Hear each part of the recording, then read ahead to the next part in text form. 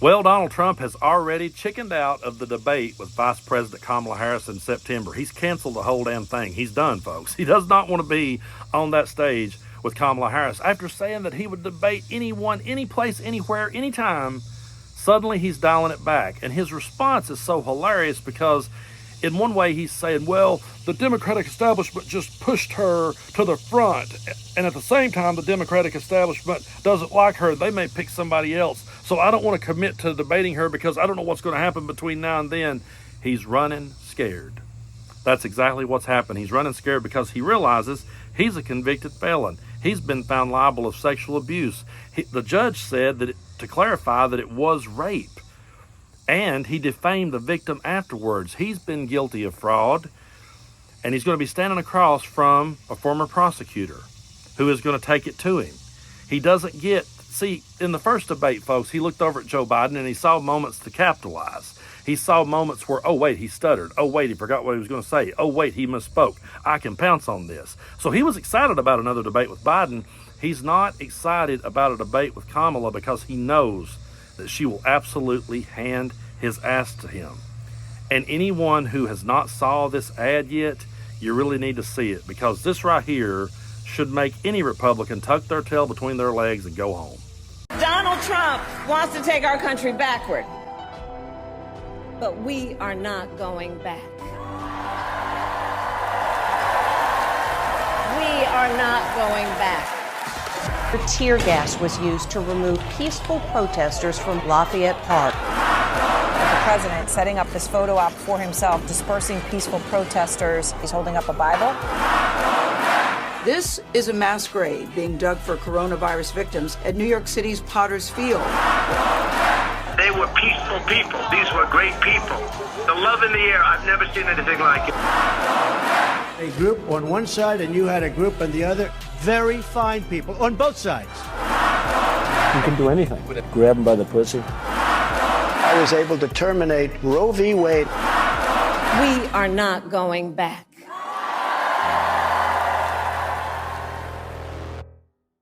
Yeah, every time that someone tells you that when Trump was in office, things was better and things was so peaceful. We had world peace when he was in. And he says that too. Oh, everything was peaceful. I had the whole world just singing Kumbaya. No, that's the world that Donald Trump had us living in. And we're not going back to that. We are never going to turn around and go back to that way of living. We've got a chance now to go forward. But to everyone out there who loves to defend Donald Trump, how do you defend the fact that he just chickened out? You can say whatever you want to, but we see it for what it truly is. We realize that he's scared. I remember back when I was a kid, there was this kid in school who was just a bully. He pushed everybody around. And he was a big blowhard, always making up stories about fights he got in. He would come to school if he had one little scar on his knuckle. He would tell you that he fought off a whole gang of guys. He left 5 guys laying somewhere. Don't mess with me. I will fuck you up. And everybody in school was afraid of the guy. And then one day, this dude who was smaller than him just was like, you know what? I have had it with this guy. I'm not going to take it any longer. He stands up. He's like, hey, man, let's go right here. I'm tired of your shit. Shove the dude. Come on, let's go. And the dude immediately starts making excuses going, oh, man, I ain't going to fight you. Hell no, I ain't going to fight you, man. I got a new shirt, man. I ain't going to mess up my new shirt. You should get away from me. The minute he did that, everybody that saw it just wrote him off. Like, well, he's full of shit. He's a con. Nobody was afraid of him from that point on. As a matter of fact, we all went around laughing to his face. You back down from him. He's smaller than you, and you back down from him. You're a puss. We sat and made fun of that dude forever over that. That's what reasonable people used to do when the bully became a wimp. But Donald Trump completely wimps out, and his followers will wimp out right with him. He said they would get tired of winning. He said they would win so much they would get tired of winning. He keeps promising this big red wave that has not happened.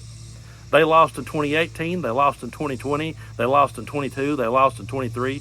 Every time that they've said a big red wave is coming, it doesn't show up. Why? Because people are sick of their outdated ideas. They're sick of the same old tired and cruel and hateful rhetoric, and they do not want to go back to it. And now Donald Trump is starting to realize that, hey, you know what? They don't want to go back to that. And I would like to go out here and give some sort of different message, but I don't have the capability. I'm not even capable of doing such a thing. I can't change my tone for 1 second. I dodged a bullet, and I still can't find a way to behave for just 1 minute.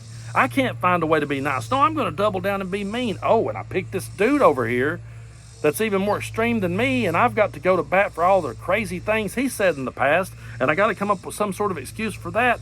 No wonder he tucked his tail between his legs and ran. And his followers went right with him because they're every bit as big a coward as he is. They don't want to see it. Folks, they really don't want to see him debate Vice President Harris. I wouldn't want to see it. If I was in their shoes, I'd be like, no, just set this one out. Going back to the bully, how many times have you seen somebody and you've been like, man, you don't mess with him. You know, you might bully people around, you might push people around, but don't mess with that guy right over there. That's what we're seeing, folks. And I find it hilarious. I find it absolutely hilarious. And I really believe that if we can all stay focused and we can all unify the reasonable people, the logical people, the sensible people of the world, the people with the voice of reason, if all of us can come together, look back at the chaos that Donald Trump created and say we're never going to go back to that. If we can do that and we can stay focused between now and November, I think we can absolutely roll Donald Trump to the point that there's not even going to be room for debate. Yeah, he may sit and kick and scream. He's not going to ever concede. He'll be an old man sitting in a chair. He's already an old man, but he'll be even older, sitting in a chair somewhere going, but I won. And just let him fade away. Just let him fade out. But every time someone tells you the world was peaceful and great when he was in, play them that ad. Remind them of where we were and remind them that we ain't never going back again.